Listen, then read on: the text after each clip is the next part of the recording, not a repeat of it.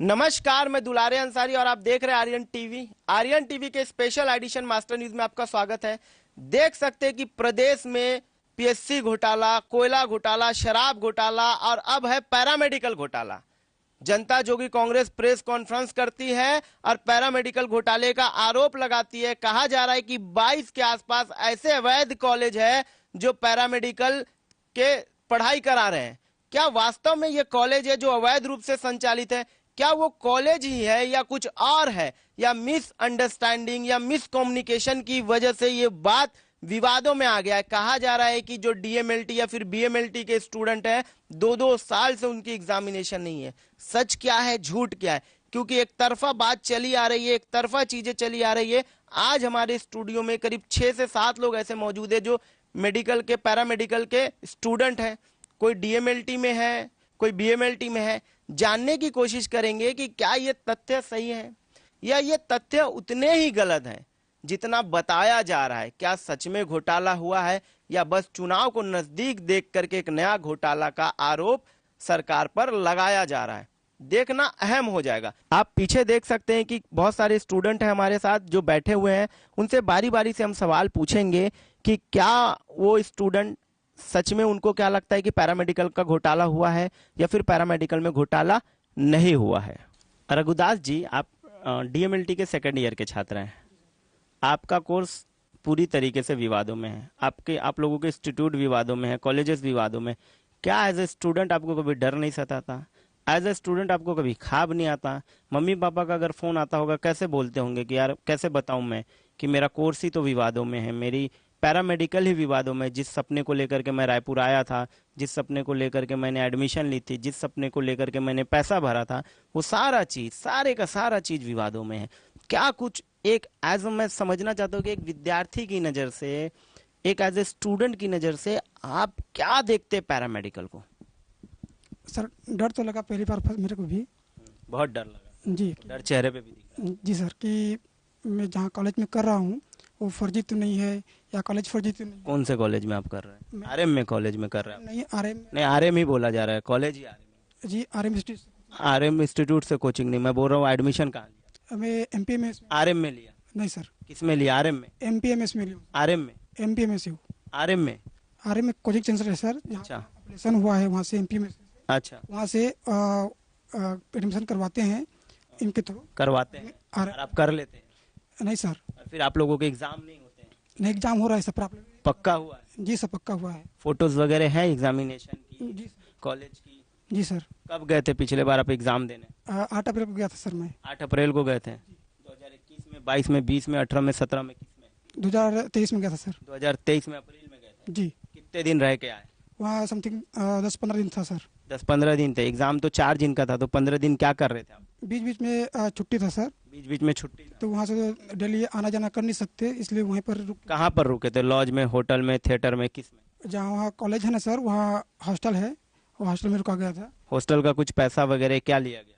नहीं, वहाँ हॉस्टल का फीस तो नहीं लिए थे सर। तो किसका फीस लिए थे आपसे? जो एग्जाम कराए थे, जो अपना ट्यूशन फीस है, उसी के लिए थे। एग्जामिनेशन फीस कितनी ली थी? एग्जामिनेशन नामांकन का सर लिए थे 4,850 रुपये, और जो परीक्षा शुल्क है 1,650 रुपये लिया गया था सर। अच्छा, लिया गया था। एग्जाम हुआ है?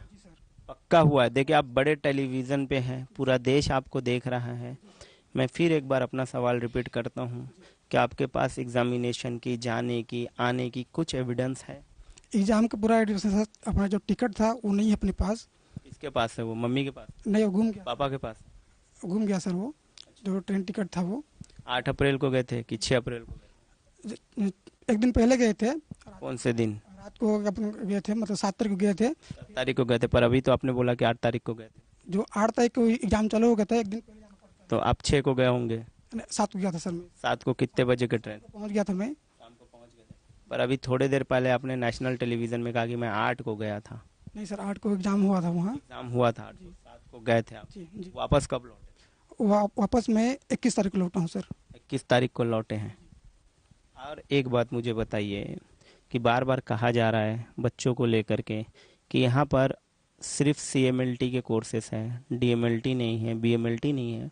एज ए स्टूडेंट, क्या छत्तीसगढ़ में ये जो बातें कही जा रही है सही है प्रमाणिक तौर पे, या गलत है? यहाँ भी डीएमएलटी के कॉलेजेस हैं, बीएमएलटी के कॉलेज या फिर यूनिवर्सिटीज़ हैं?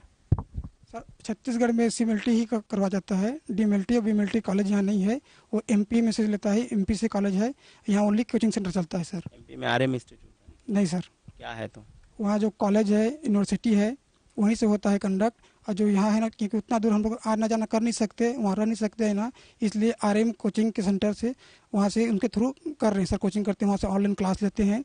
और यहाँ टीचर रखे हैं जो कोचिंग करवाते हैं, उनसे हम लोग शिक्षा लेते हैं सर। शिक्षा लेते हैं। देखिए, एक बात घबराने की बात नहीं, पर एक बात हमारे दर्शक और जानना चाहेंगे कि क्या आप इंस्टीट्यूट की तरफ से किसी भी प्रकार से दबाव बनाया गया है? नहीं से कोई दबाव बनाना नहीं है सर। मैं बार बार बोल रहा हूँ, नेशनल टेलीविजन देख रहा है, बार बार घोटालों का आरोप लग रहा है आपके कोर्स पे। अगर आप झूठ बोलेंगे तो खोज लिया जाएगा, इसलिए मैं आपसे गुजारिश करता हूँ कि आप जो सत्य है वही टीवी में बोले। क्या किसी भी प्रकार से कॉलेज फैकल्टी, इंस्टीट्यूट फैकल्टी की तरफ से आप पे ये प्रेशर बनाया गया है कि बातें वही बोली जाए, या आपके पास स्लिप वगैरह है वहाँ के एडमिशन की? सर कोई दबाव नहीं बनाया गया है मेरे पर, कि कोई प्रेशराइज नहीं किया गया है कि ऐसे बोलना है करके। जो रियलिटी हो बोल रहा हूँ मैं, जो कॉलेज अब एग्जाम ले रहा है, प्रॉपरली पढ़ाई भी हुआ है, क्लास भी टाइम टू टाइम होता है। और अभी मैं जॉब भी कर रहा हूँ सर। कहाँ जॉब कर रहे हैं? ये बड़ी बात आपने बताई हमें। सर आरएम इसमें जो कोचिंग के बाद सर जो आरसी ब्लड सेंटर है यहाँ राजेंद्र नगर में, वहाँ मैं करता हूँ सर। कितना सैलरी वगैरह दे रहे हैं? सर मेरे को अभी स्टार्टिंग 6,000 रुपये सैलरी मिल रहा है सर वहाँ। अगर बोल रहे थे आप, अगर के आगे कुछ बोलने वाले थे, बात काट दी मैंने। अगर कॉलेज फर्जी होता या तो मेडिकल जो अपना सर्टिफिकेट फर्जी होता तो मेरे को कोई जॉब में नहीं रखते सर, क्योंकि ये आपका फेक है, आप फेक इंस्टीट्यूट से आप कर रहे हो करके मेरे को नौकरी से भी निकाल सकते थे। लेकिन वो सही है, तभी मेरे को नौकरी पर रखे हैं और जॉब मिल रहा है सर मेरे को। खुशबू जी, आप अब दो चीजें क्लियर कर दीजिए। एक, आपके कोचिंग का नाम क्लियरली साफ बता दीजिए, और आप कॉलेज का नाम साफ बता दीजिए। कोचिंग आरएम है। और कॉलेज भी आरएम है? नहीं सर, एमपीएमएससी उसी कर रहे हैं। एमपीएमएससी है। यूनिवर्सिटी? जी सर। आप लोग छत्तीसगढ़ में क्यों नहीं एडमिशन लेते? आपको बहुत ज्यादा अच्छा लगता है क्या एमपी? बहुत ज्यादा अच्छा लगता है? नहीं सर, यहाँ भोपाल अच्छा लगता है, इंदौर अच्छा लगता है? नहीं सर, छत्तीसगढ़ में ही कॉलेज ही नहीं है, तो एमपी से ही करना पड़ रहा है। अच्छा, एमपी से करना पड़ा। आपको डर नहीं सताता है क्या कि जो घोटालों का विवाद में कॉलेज फंसा हुआ है, बार बार हर दिन पेपर छाप रहे इस बारे को लेकर के, आपको डर नहीं लगता? नहीं लगता है सर, क्योंकि यहाँ हम पढ़ाई कर रहे हैं, यहाँ कोचिंग कर रहे हैं। अच्छा, पढ़ाई कर रहे, कोचिंग कर रहे? जी सर। यहाँ पे आपको कोई दिक्कत, कोई परेशानी आरएम इंस्टीट्यूट में? नहीं सर, कोई दिक्कत नहीं है। कोई तो दिक्कत होगी। ये दिक्कत नहीं है इसलिए तो नहीं बोल रहे क्योंकि फैकल्टी का या फिर ऑनर का या फिर डायरेक्टर सर का आपके ऊपर प्रेशर है? नहीं सर, कोई प्रेशर नहीं है। आप कॉलेज गए थे? जी सर। एग्जाम दिए थे? जी सर। सेल्फी वगैरह है? जी सर। टिकट है? नहीं, टिकट तो नहीं है सर, टिकट कौन रखता है सर? तो कहाँ है टिकट? अब गुम ही गया है। घूम ही गया? कैसे टिकट घुमा दिया आपने? तो कौन संभाल के रखता है सर इसे टिकट को? अच्छा, टिकट। एक चीज मैं और पूछता हूँ, क्या पैरामेडिकल में घोटाला हुआ है एज ए स्टूडेंट या नहीं हुआ है? आप क्या सोचते हैं? अब घोटाले की बात करें तो उसमें कॉलेज ही लिखा है सर न्यूज़ में, तो ये सब हम लोग जो कर रहे हैं वो इंस्टीट्यूट है, कोचिंग सेंटर है। सुरेंद्र मिश्रा जी हमारे साथ है, सेकंड ईयर के छात्र है डीएमएलटी के। थोड़े से वजनदार दिखते हैं, हैंडसम दिखते हैं। जानना ये भी अहम हो जाता है कि देखिए, मैं बार बार बताना चाह रहा हूँ कि बहुत सारे विद्यार्थी आ रहे हैं, बहुत सारे विद्यार्थियों से हम बात करने की कोशिश कर रहे हैं, हम पर्दा हटाने की कोशिश कर रहे हैं कि गलती सही में हुई है या फिर गलती नहीं हुई है, घोटाला हुआ है या फिर नहीं हुआ है। आर्यन टीवी आपको बार बार पैरामेडिकल को लेकर के हर वो छोटी से छोटी खबर और हर वो बड़ी से बड़ी खबर दिखाने की कोशिश कर रहा है। इसी कड़ी में हमारे साथ सुरेंद्र मिश्रा जी जुड़ चुके हैं।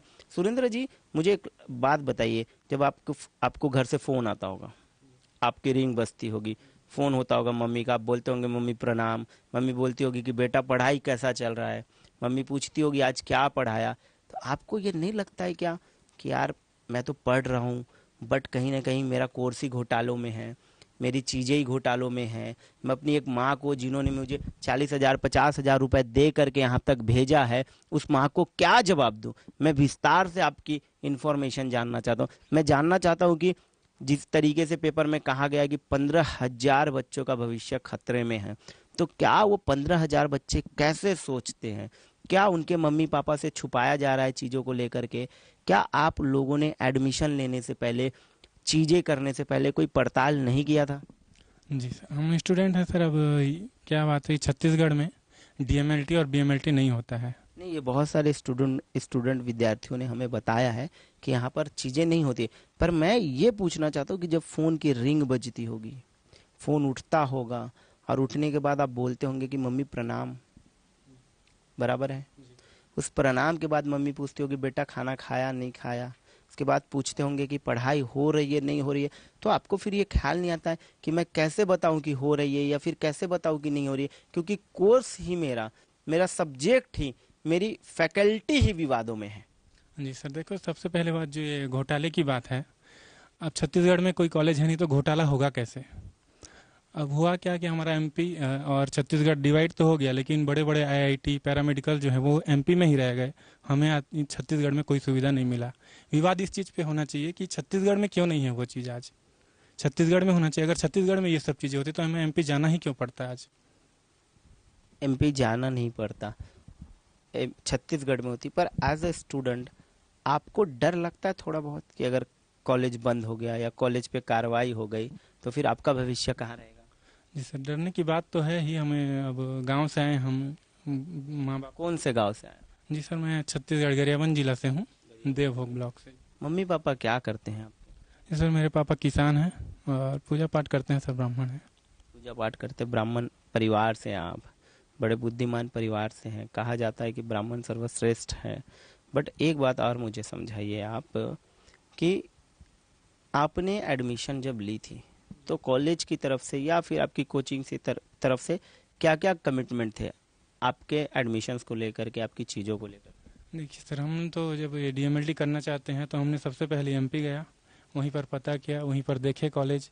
फिर कॉलेज आपने देखा है खुद से जी एडमिशन लेने से पहले? जी सर। और देख करके फिर एडमिशन? जी, वो कहानी मुझे थोड़ा। एमपी गए, एक ग्रुप थे हमारे जो कर रहे हैं, सब लोग मिले, फिर वहीं गए। फिर उसके बाद से हम इतने दूर तो जा नहीं सकते, एमपी में घर भी जाना रहता है वहीं से, फिर आते आते 2 दिन 4 दिन लग जाएगा। तो ये सब चीज़ को देखते हुए हम रायपुर यहाँ ही रहना चाहिए। अब छत्तीसगढ़ से हैं तो यहीं हमें कंफर्टेबल लगता है, यहीं आना जाना भी कर सकते हैं घर से, तो हम यहीं रहते हैं और एक कोचिंग के रूप में हम यहाँ पढ़ते हैं, और ताकि यहीं हमारा एग्ज़ाम का तैयारी होता है। और फिर घोटाला भी हो जाता है। घोटाला कैसे होगा सर? यहाँ कॉलेज है नहीं तो। मैं नहीं बोल रहा हूँ, बार-बार मैं नहीं बोल रहा हूँ, बार-बार कहा जा रहा है कि छत्तीसगढ़ में 22 के आसपास अवैध पैरामेडिकल कॉलेज है। जब कॉलेज है ही नहीं तो घोटाला कैसे हो सकता है सर? ये तो कोचिंग सेंटर है, 8वीं के बच्चे करते हैं, 10वीं के बच्चे करते हैं, आईएएस की तैयारी करना है, तो कोचिंग कैसे घोटाला कर सकते हैं सर? कोचिंग लोगों के पास बहुत कुछ रजिस्ट्रेशन नहीं है, कुछ नहीं है। वो कहाँ से रजिस्ट्रेशन लेंगे? तो अब मैं कहीं मेरे बच्चे को अगर फेविस से हुआ तो उसको लाइसेंस थोड़े मांगने जाऊंगा कि आपके पास लाइसेंस है क्या, कहाँ से रजिस्ट्रेशन कराए हैं, मुझे दिखाइए तो ही मैं मेरे बच्चे को पढ़ाऊंगा। और स्कूल में आप मांगते हैं, आपका कहने का मतलब है कि कोचिंग में लाइसेंस की आवश्यकता नहीं होती है, आप साफ तौर पे ये कहना चाह रहे हैं। पर देखना एक चीज़ और अहम हो जाता है कि क्या ये लड़ाई आपकी और उन नेताओं की हो गई है या फिर ये लड़ाई कॉलेज और आपके बीच की है? पता नहीं सर, ये क्या हो रहा है। अभी इलेक्शन भी आने वाले हैं शायद, इसीलिए पॉलिटिक्स किया जा रहा होगा, उनको फंड की आवश्यकता होती, क्या है ये सब वही जानेंगे।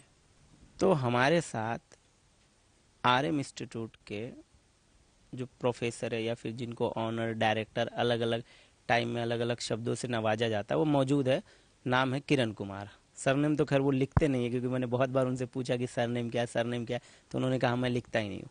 मैं ये जानना चाहता हूँ कि ये जो सारा विवाद है, फ़ोन कॉल्स आना आप लोगों को मीडिया की तरफ से, एक्सप्लेनेशन मांगना मीडिया के लोगों की तरफ से, बार बार पेपर प्रिंट करना कि 22 पैरामेडिकल संचालित संस्थाएं हैं जिनके पास लाइसेंस नहीं है, इन सब चीज़ों को किरण जी कैसा देखते हैं आप बहुत सारे बच्चों को पढ़ाते हैं, डर नहीं सताता कि उनके बच्चों का भविष्य खराब हो जाएगा? कोई डर नहीं। क्यों डर नहीं? क्योंकि आपने पैसा बना लिया है? नहीं, उसके कारण नहीं है। जो कोचिंग सेंटर है उसका संबद्धता जो है यूनिवर्सिटी से, यूनिवर्सिटी से संबद्धता है, पर ये संबद्धता में बच्चों की एग्ज़ाम नहीं हो रही है, इन संबद्धता में बच्चों को प्रॉपर क्लासेस नहीं हो रही, इन संबद्धता में बच्चे फेल हो रहे हैं, इन सब का जिम्मा कौन लेगा? कॉलेज में एग्ज़ाम हो रहा है और क्या बोलते हैं, फेल तो उस पर डिपेंड करता है स्टूडेंट ऊपर, कितना वो कैपेबल है, कैलिबर है, उसके ऊपर डिपेंड करते हैं। बड़े बड़े होर्डिंग पे देखते हैं कि हमने 90 दिलाए, तो जब आप 90 दिला सकते हैं, आप 90 दिलाने का श्रेय लेते हैं, तो फिर आप 50 का या 35 का श्रेय क्यों नहीं लेते? नहीं, उसका भी एक मॉरल रिस्पॉन्स, कैमरे में देखते रहिए। उसका भी एक मॉरल रिस्पॉन्सिबिलिटी होता है, और उसी हिसाब से हम एजुकेट करते हैं लोगों को, स्टूडेंट को, और स्टूडेंट उस चीज़ को कितना ग्रास्प करते हैं उसके ऊपर डिपेंड करता है। हम पूरा मेहनत करते हैं, हमारे पूरे स्टाफ मेहनत करते हैं। पहला दिन जिस दिन पेपर छपा, पहला दिन जिस दिन पेपर प्रिंट हुआ और पैरामेडिकल को लेकर के बड़ा विवाद हुआ, उस दिन आपको क्या महसूस हुआ? ये सारे जो मैं जब पहली बार पढ़ा ना, तो मेरे को ये लगा कि ये सारे प्रोपोगंडा है और कुछ नहीं है। और या तो जो छापा है या जिसने छपवाया है उनको एक्चुअल पैरामेडिकल का जो के बारे में मालूम ही नहीं है।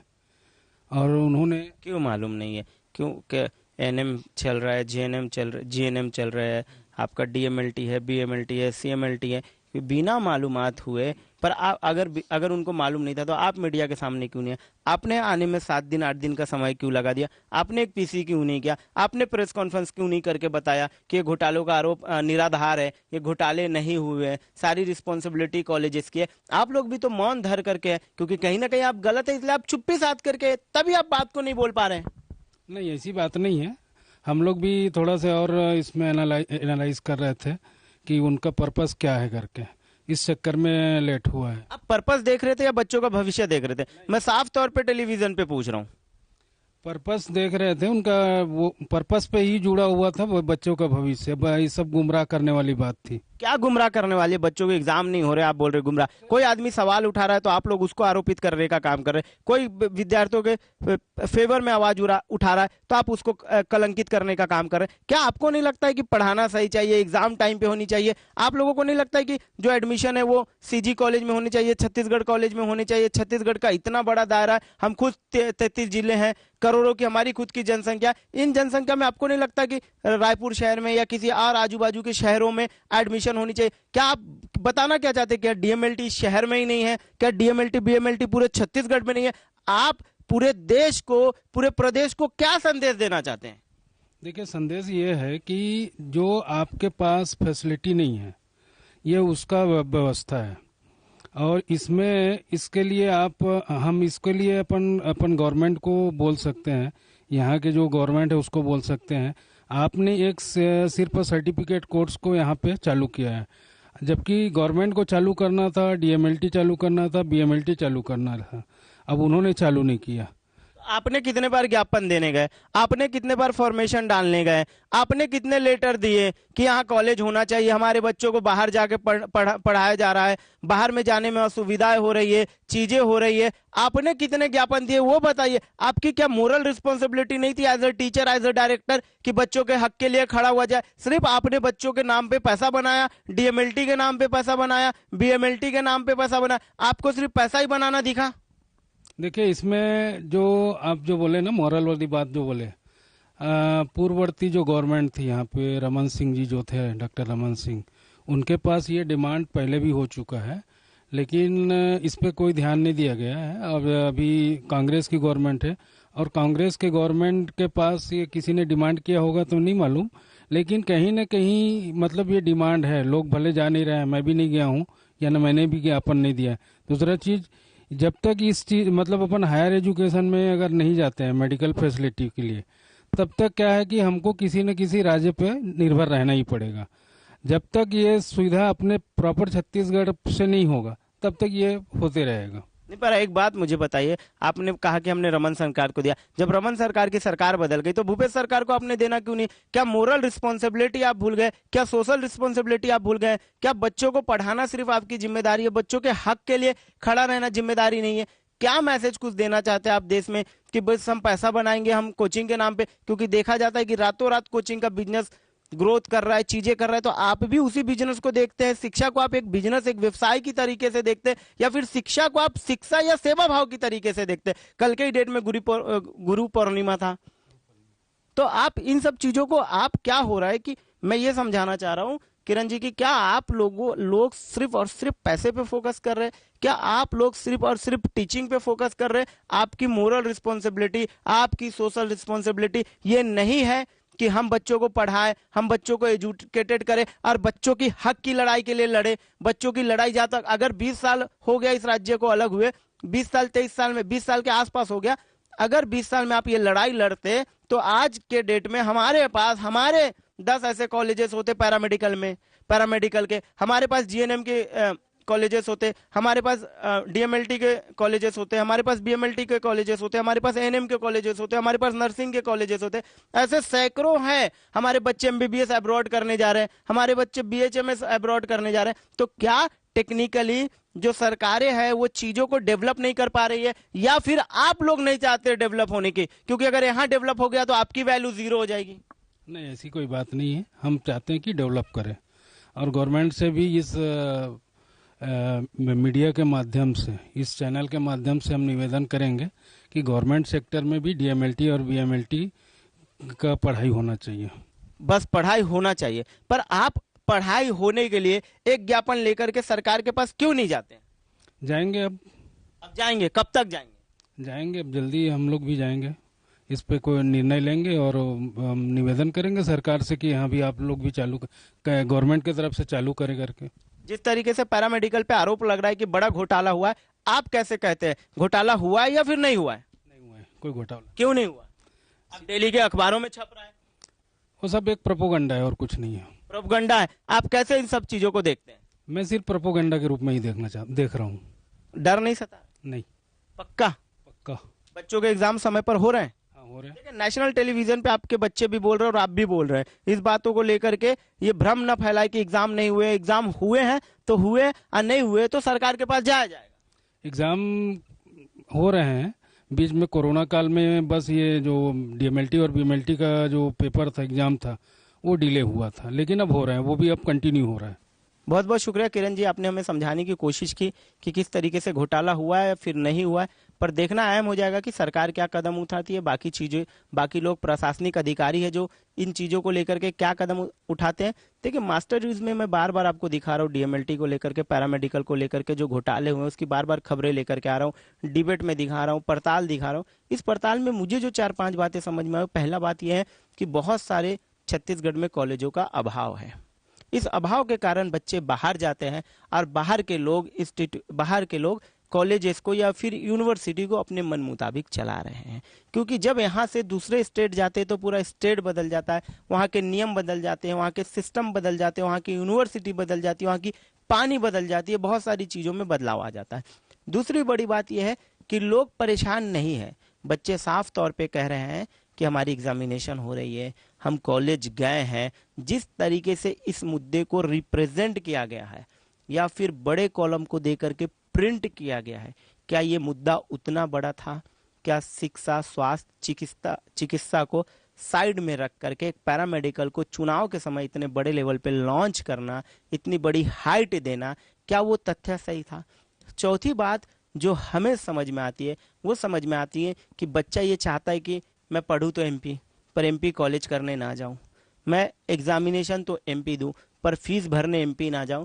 तो इसमें रिलैक्सेशन के तौर पे वो सारी फीस जो है वो इंस्टीट्यूशन को दे देती है, और इंस्टीट्यूशन ये बता रही है कि हम समय पर फीस पटा रहे हैं, हम उन्हें समय पर फीस की रिसिप्ट दे रहे हैं। किसी भी प्रकार का कोई भी हमने गलत काम नहीं किया है। अगर कॉलेज एग्जामिनेशन टाइम पे नहीं ले रहा है, कॉलेज अगर एग्जाम टाइम पे नहीं ले रहा है, तो ये सारी गलती कॉलेज की है। सवाल हमसे क्यों पूछे जा रहे हैं? कोई ऐसा व्यक्ति क्यों नहीं है जो वहाँ के कॉलेज से जाके सवाल पूछे, वहाँ के यूनिवर्सिटी से जाके सवाल पूछे, वहाँ की सरकार से सवाल पूछे? सिर्फ और सिर्फ हमने कोचिंग पढ़ाया।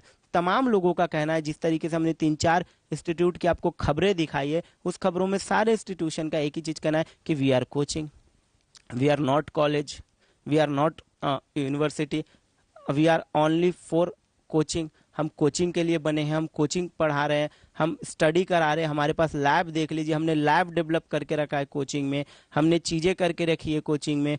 कोचिंग के यूनिवर्सिटी बोल रहा हूँ, कोचिंग के बच्चे इंटर्नशिप कर रहे हैं। बहुत सारे ऐसे बच्चे भी है जो पढ़ते पढ़ते जिनकी जॉब लग गई है, किसी को 6,000, किसी को 8,000, किसी को 10,000, अलग अलग इंस्टीट्यूट की अलग अलग वैल्यू के हिसाब से बच्चों को अलग अलग नॉलेज के हिसाब से सैलरी भी दी जा रही है। अगर घोटाला हुआ है, अगर इंस्टीट्यूशन फर्जी होता तो उन बच्चों की नौकरी नहीं लगी होती, अगर इंस्टीट्यूशन फर्जी होता तो बच्चे इंटर्नशिप नहीं कर रहे होते।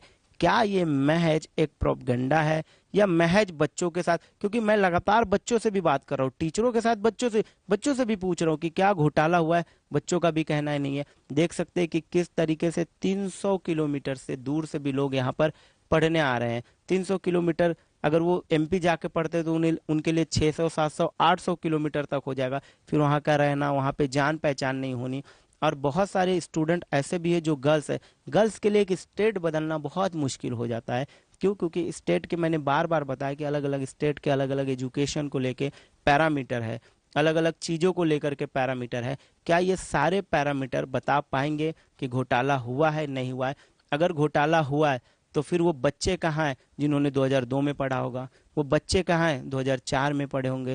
वो बच्चे कहाँ हैं जिन्होंने 2006 में स्टडी किया होगा? वो सब को अगर उन सब ने पढ़ा तो वो सब कहीं भी नौकरी नहीं कर रहे होंगे।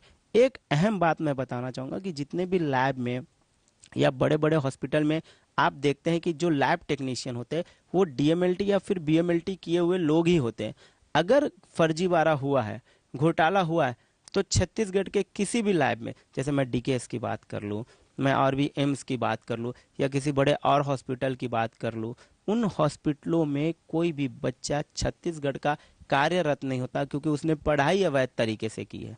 अगर पढ़ाई अवैध तरीके से की होती तो लोग काम नहीं कर रहे होते, वो लोग आज खाली बैठे होते, वो लोग इस जुर्म में गिरफ्तार होते कि उन्होंने गलत तरीके से पढ़ाई की है या फर्जी डिग्री ली है। पर यहाँ पे आप एम्स में देख लीजिए जा करके, या फिर डीकेएस में देख लीजिए, या किसी भी हॉस्पिटल में अगर कोई लैब टेक्नीशियन है तो वो डीएमएलटी ही मिलेगा और बीएमएलटी ही मिलेगा। डीएमएलटी का मतलब डिप्लोमा होता है, जैसे 11वीं 12वीं की पढ़ाई समझ लीजिए, और बीएमएलटी का मतलब होता है ग्रेजुएशन, है ना। उसके बाद मास्टर्स की भी पढ़ाई की जाती है। अब उसे क्या कहते हैं क्या नहीं कहते, हम तो एंकर हैं, इतनी सारी बातों का पड़ताल करें भी तो कैसे करें। और देखना अहम हो जाएगा कि ये जो लड़ाई लड़ी जा रही है, ये जो चीज़ें की जा रही है, वो कहाँ तक के सही है और कहाँ तक के गलत है। क्या पैरामेडिकल में घोटाला हुआ है या महज कम्युनिकेशन का? वो सवाल पूछ रहे हैं तो इंस्टीट्यूशन जवाब नहीं दे पा रहे। क्या इंस्टीट्यूशन के पास जवाब नहीं है या फिर कोचिंग प्रॉपर समझ नहीं पा रही है सवालों को? इसलिए ये मिसकम्युनिकेशन की जो लड़ाई है, ये जो न बात करने की लड़ाई है, न एक्सप्लेनेशन देने की लड़ाई है, ये लड़ाई कहाँ तक जाएगी और कहाँ तक इसे लड़ा जाएगा, देखना दिलचस्प हो जाएगा कि क्या बड़े बड़े पेपरों ने जो छापा है वो सही है, या फिर जिस तरीके से बच्चे बता रहे हैं कि छत्तीसगढ़ में तो कॉलेज ही नहीं है, कॉलेज तो बाहर है, हम डरे तो क्यों डरे, हम घबराए तो क्यों घबराए, क्योंकि हमारे तो एग्ज़ाम समय पर हो रहे हैं, हमारी तो फीस समय पर जा रही है, हमारे तो लेक्चर समय पर हो रहे हैं।